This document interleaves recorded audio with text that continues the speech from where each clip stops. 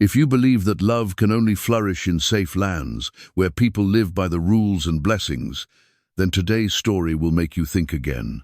This is not a fairy tale with a prince on a white horse, nor a love song written from rosy dreams.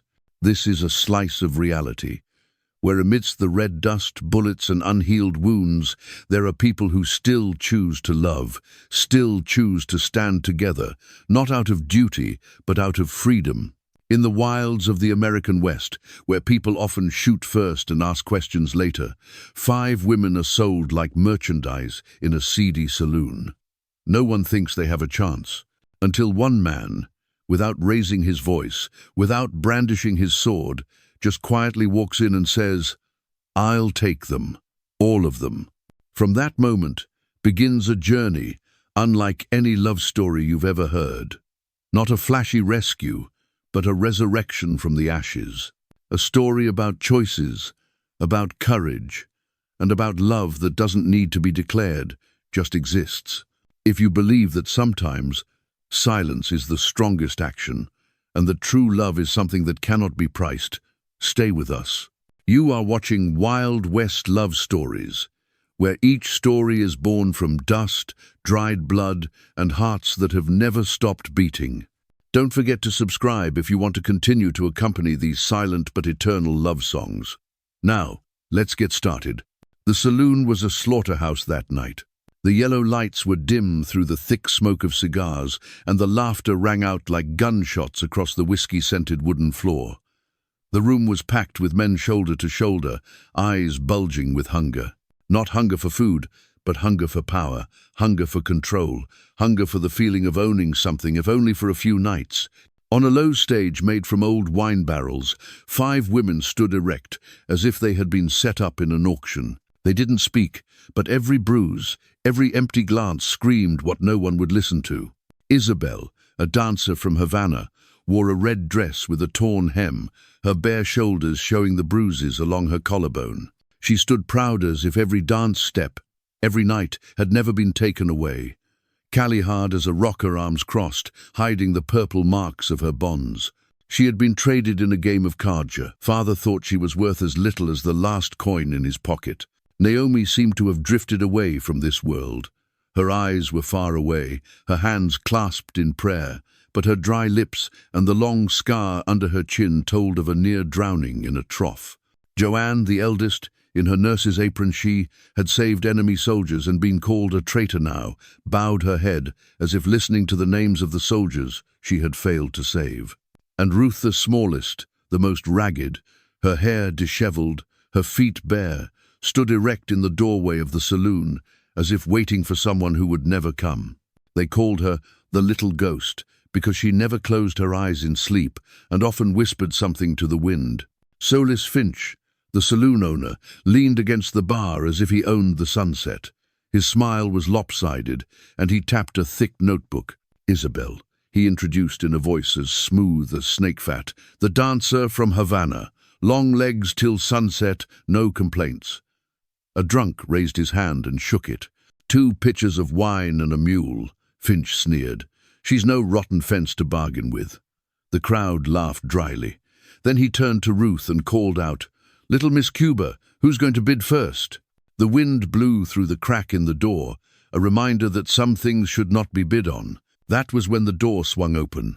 No piano, no music, just the heavy drumbeat of shoe soles on the wooden floor. The man standing in the doorway was tall, his coat dusty from the road, his low hat half covering his face. Nothing special except that he was different.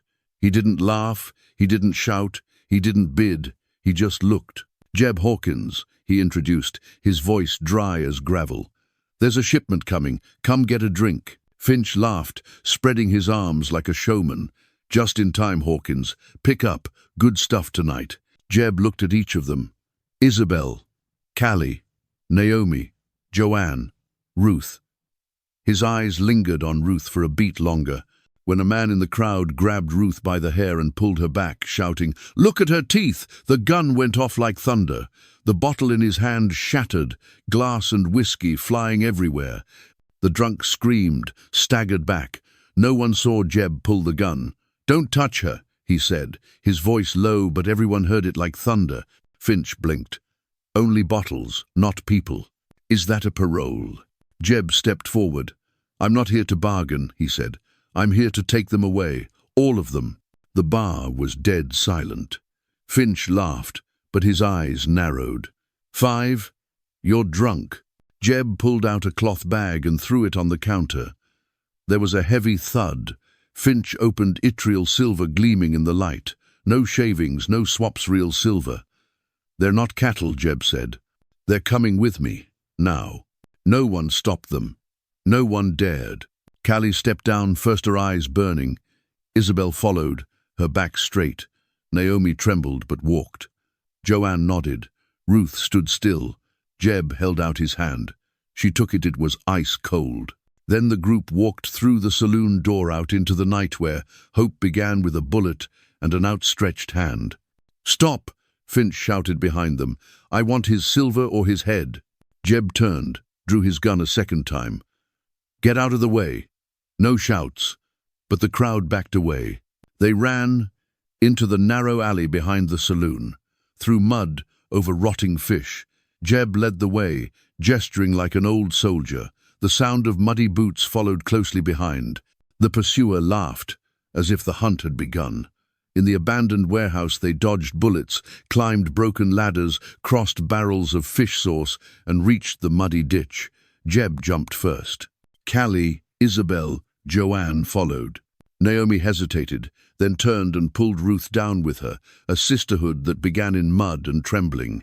Across the ditch, Jeb reared. The two guns fired without missing a beat. One fell, the other screamed. His wounds tore his shirt. Blood ran down his hands. But he did not slow. He blocked the way, leading them to a small, old wooden house, alone in the middle of the meadow. No fence, no family, just a roof, a cracked table, 2 beds. But there was a fire, there was water, there was silence. Not much, Jeb said, but it's yours. Callie measured the light, measured the exit, as if ready to smash anything if necessary. Joanne said softly, at least it's clean. Isabel lit the fire. Naomi sat against the wall, Ruth beside her, saying nothing. Jeb did not sleep in the bed. He spread a blanket on the floor, using his shirt as a pillow, and sat by the fire, resting his gun. Silent, not retreating. That night, no one laughed, no one slept deeply. But no more being bid on, no more being touched. And that, however small, was the beginning of freedom. The first night under the wooden roof was not exactly peaceful, but it was no longer panic. No one said much. No one asked why. It was just that each of them found their own corner, as if instinct told them that this, at least, was not the place they needed to cower in when they heard footsteps outside the door. Callie lay close to the wall, keeping her back pressed against it. Naomi never left Ruth's side. Both of them huddled near the stove, the yellow light touching their dirty faces. Joanne spread out her folded apron as a pillow, lying on her side, eyes still open. Isabel sat right under the window, her shoulder pressed against the cold wood, her eyes looking out at the dark sky, as if measuring the distance from here to freedom. Jeb sat still, leaning against the fireplace, not complaining, not looking for care. His eyes were not probing, not regretful, just deep and silent. Joanne was the first to notice the blood staining his sleeve. She stepped forward, not asking permission, simply taking his arm and peeling away the cloth that had stuck to the wound. There was no thank you, no refusal. She cleaned it with a wet cloth, bandaged it with a clean strip from her apron, her hand firm and familiar, a wartime nurse who needed no coaxing. You got a splinter, she said, her voice neither soft nor hard. It's not deep. Never mind, he said, but he didn't pull his hand away. Joanne just nodded. I've treated worse, but none as quiet as you. He looked at her, his eyes devoid of arrogance. I'm used to silence. It betrays less than a promise. No one slept that night. But when the first light came through the crack in the door, they were still there, not chained, not locked inside. And it was the first dream they dared to keep. The next morning, when Jeb went out to get water, Ruth sat alone on the doorstep. The wind blew through the old wooden roof, carrying with it the scent of sun and dust and something very far away. There was a pair of shoes in the doorway, old but clean, soft leather, reinforced heels, lined with extra fabric. She recognized them at once. Her own shoes, once torn to shreds, now sewn by hand. Each stitch was tight and patient, not pretty but real. Ruth touched them as if touching a secret no one should know. She slipped her feet in. They fit, soft, so comfortable she thought she was dreaming. Jeb wasn't around, but she looked around and saw him feeding the horses at the end of the yard, pretending not to notice. But when she turned her head, his eyes were on her, as quiet as the action itself. She didn't smile, but tears fell silently. No one had ever given her anything, let alone something that fit, and didn't ask for anything in return. Callie, standing in the kitchen, saw it through the window, turned to Joanne, who was washing dishes, and whispered, "She's crying." "Ruth?" Callie nodded. Because he patched her shoes, didn't say anything, just left them there like it was nothing. Joanne wiped her hands gently. That meant everything to her. Though no one said it out loud, that day they began to live. Not survive, but live. Isabel swept the floor. Naomi rekindled the stove. Joanne cut old strips of cloth into bandages. Callie went to the hen house to see if the hens had any eggs. No one told anyone what to do, but like a flock of birds that had found their nest, everyone did their natural part. In the afternoon, a man rode up. It was the postman. He looked strange in the clearing, holding a letter pasted with red wax. Jeb went out to meet him, unhurried. The postman looked at the house, then at Jeb, as if he didn't know whether to be respectful or suspicious. "Are they in there?" the postman asked softly. Jeb nodded. "There's a letter from the town. They say, this isn't right. 5 women with 1 man, no papers, no church, no certificate." Jeb took the letter but didn't read it right away. "They're not property, but the town is worried. Some people are talking about bringing in people, lawyers or worse." "We're not hiding," Jeb said, his voice as firm as old wood. "Tell them so." The postman was silent for a moment, then nodded, turning his horse's head and riding faster than he had come. The only thing left was the wind and the unopened paper. That evening, they sat around the table. Joanne read the letter. The words were as cold as stone. Return of the wrongfully detained, in violation of community norms or formal action from the council. Callie slammed her hand down on the table. "Detention? They think we're captured. They think staying here is torture." Isabel laughed, a hoarse laugh. "They don't see me, only my shadow on their prayers." Naomi stood, saying nothing, but walked to the door, looking out into the darkness. Her eyes were glassy, silent, and reflective. Joanne stood, slowly, not angry but determined. "No one needs to burn anything to live.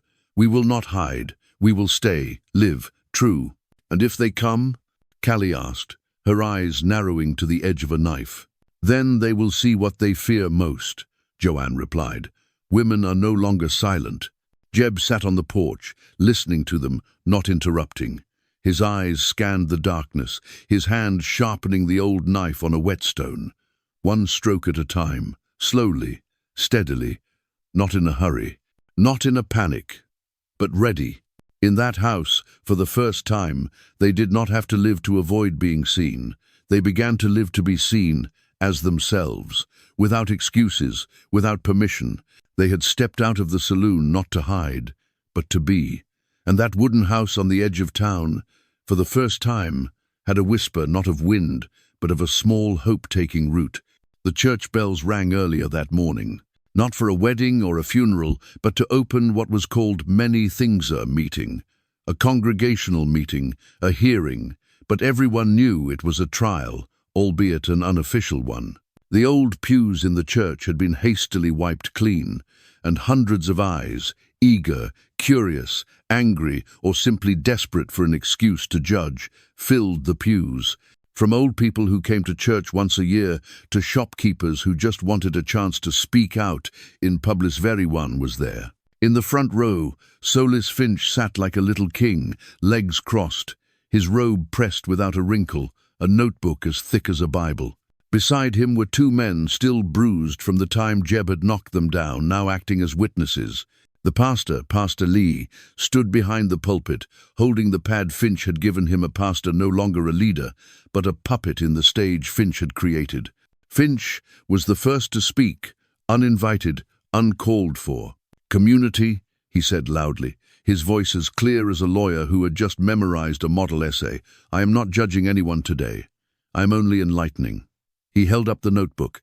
5 women who signed here, who agreed to work for me under my roof, to be fed, to have a bidar now being taken away in the middle of the night by a man, unmarried, unattached, as if they were his own. Is that fair? His words fell into the room like a stone, into a deep well resonating but not echoing. Finch's eyes scanned the crowd, searching for agreement, for nods. Some fidgeted, others remained silent. Reverend Lee, still not quite recovered, spoke weakly. "We are meeting today to consider any violations of morals, of town laws, of community rules." Before he had finished speaking, the church door opened. Jeb Hawkins entered, hat in hand, his shoes dusty. He did not hurry, did not look up at anyone, just chose a seat near the back and sat down as if this were a regular sermon. Finch curled his lips. "That Jeb Hawkins," he declared accusingly. "He who hides 5 women under his roof calls that charity. But I ask, is charity hiding people from the truth? Is it tearing up a legal contract?" Jeb stood up. His voice was not loud, not trembling, just cold as a rock in the middle of the stream. "Legal does not mean right," he said. "They are not property. They are people." Finch laughed loudly. "What do you think you are? God?" Jeb quietly pulled a piece of paper from his coat, the original contract, and laid it on the pulpit. "I don't have to play any part," he said. "I just don't have to look away when people are sold like rotten wood." No one said anything. Then the church door opened again. Naomi walked in. She was, as she always was, her hands clasped together in front of her chest, her figure thin, her eyes staring straight ahead without averting their gaze. But this time she carried a small wooden board on which were written 4 words in white chalk, in shaky but clear handwriting. "Freedom without permission." No one breathed. Finch stammered. "She can't talk. She doesn't understand." Joanne stood up in the back row. "Not talking doesn't mean you don't understand. Sometimes you understand better than anyone else." Her voice wasn't loud, but there was something about it that made the room fall silent. Isabel took over, stepping out, her dress simple, her legs still limping slightly. "What did Finch give me? A floor, a meal, a command to shut up. And Jeb gave me fire to cook with, water to wash with, and silence to find my voice." Finch growled. "I took them in."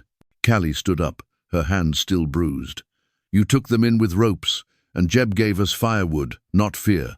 So who are we choosing to believe?" Finch was furious. "This is slander, this is a lie."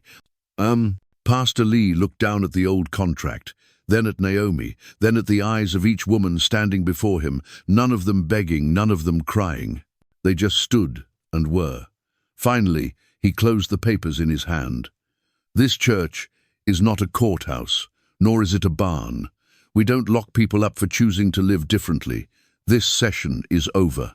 Finch sat frozen. He hadn't lost, but every glance away from him was a verdict. He stood up, took his notebook, and walked out of the church. No one stopped him. No one followed. No one applauded. No one cheered. But something had changed, not in the words, but in the air. From the moment Naomi held up that sign, everything Finch said had become redundant. Freedom didn't need to be granted, just recognized. Outside the church, the wind blew gently. Jeb greeted Naomi with a nod. Joanne put her hand on Callie's shoulder, a gentle pat. Isabel looked around town one last time. If she had stepped out of an invisible cage, she'd been locked in for years. They didn't win on the sharp edge of reason. They won because for the first time they didn't wait for someone else to speak for them. Each of them stood up, not to fight, but to affirm that they were alive. And no one, not even those hiding behind the contract, had the right to tear that up. The victory was not in the declaration, but in each step they took out of the church, without bowing, without turning their backs, but walking straight, firmly, towards the old wooden house they called home. The night was strangely still, as if nature were holding its breath for something to come. Jeb was checking the west fence, a ripple in his heart that made him uneasy. From the porch came Ruth's low laughter. She was telling Naomi about the stars that sing if you knew how to listen. Inside, Isabel was teaching Callie how to make baked beans, and Joanne was carefully cutting clean bandages that had been washed that afternoon. Everything was so still, so peaceful, that it was as if someone were trying to smooth over the fact that the storm had begun long ago. Then came the smell of smoke.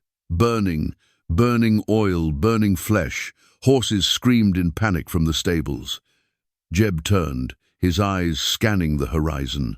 Flames shot up from the roofyard, high and fierce like the last fury. Shadows flickered through the smoke, carrying guns, carrying torches. Finch was back not with law or prayer this time, but with war. "Fire!" Callie screamed from inside the house. Everyone rushed out. No one hesitated. Ruth shouted, looking for Naomi. Isabel, already holding a bucket of water, ran toward the stables. Callie grabbed a wet blanket, empty-handed but with eyes like fire. Joanne didn't ask who was hurt, just grabbed the first aid kit and ran toward the coughing.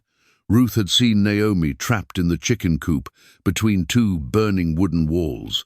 She rushed forward, not thinking. Thorns tore at her dress, flames licked at the hem. A dark figure blocked the way. Finch, his hand gripped her wrist, roaring like an animal.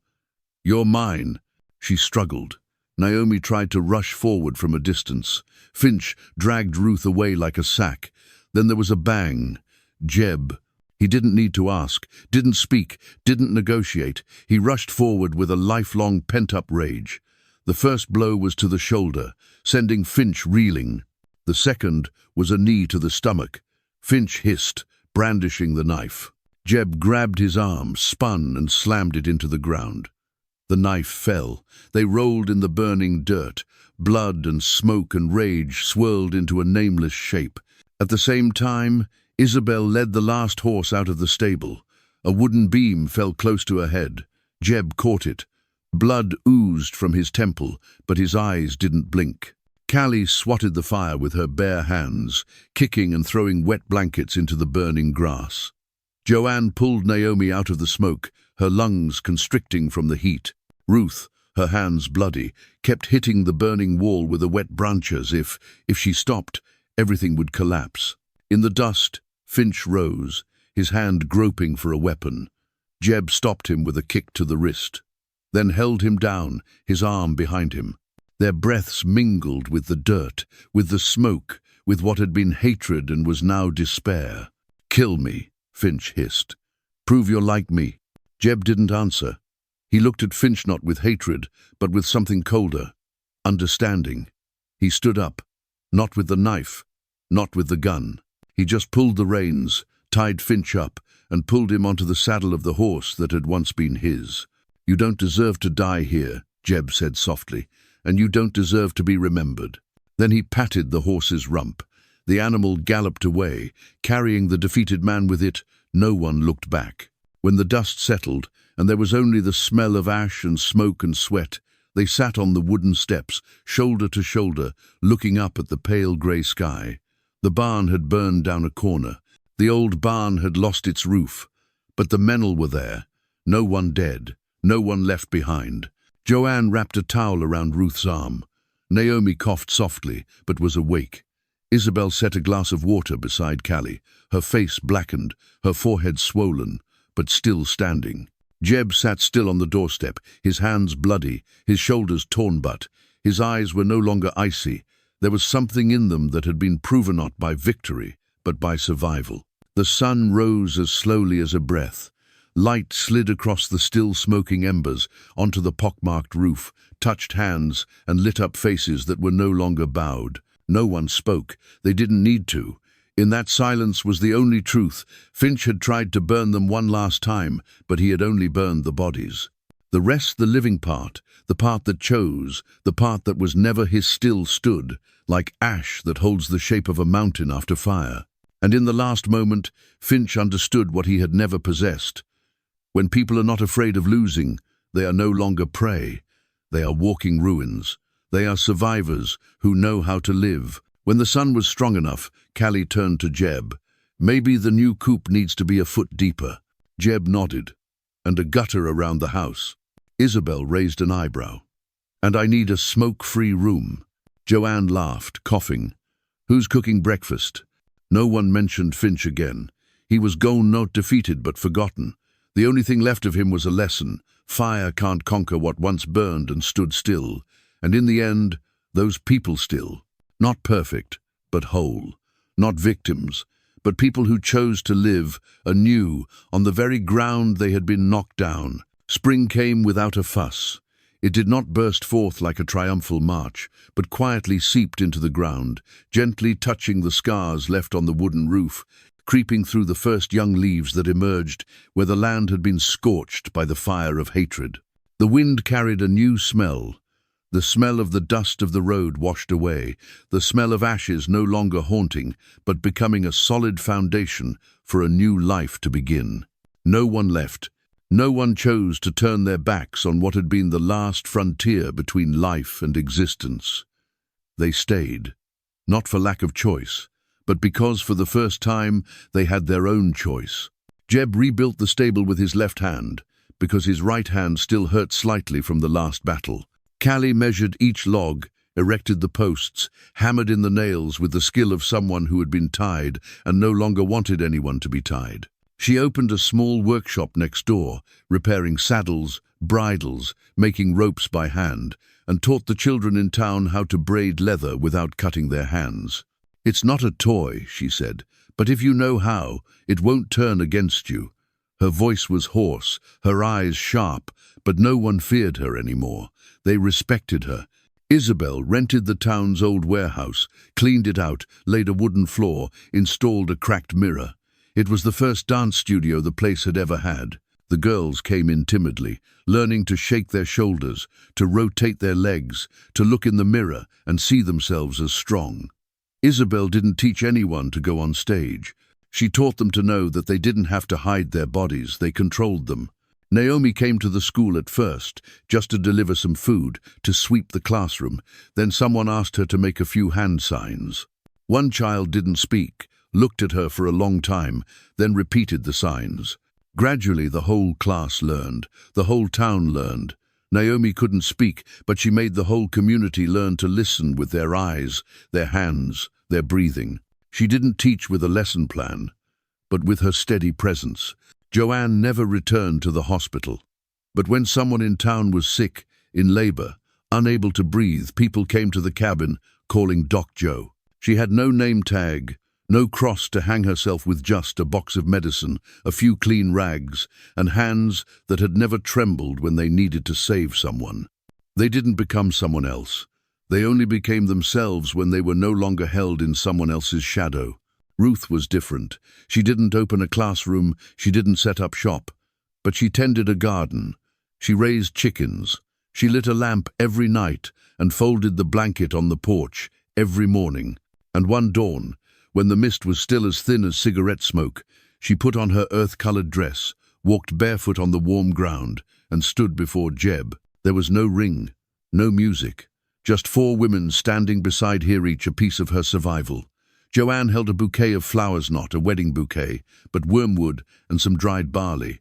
Naomi pinned the blue ribbon to Ruth's hair, her hands shaking but steady. Isabel straightened the hem of her dress.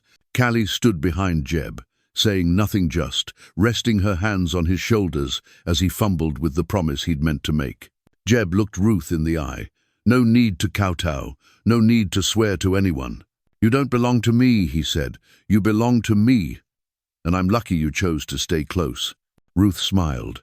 A smile she'd never seen in a saloon, never seen when she was for sale, never seen in a night of open sleep. It was small, just right, but real.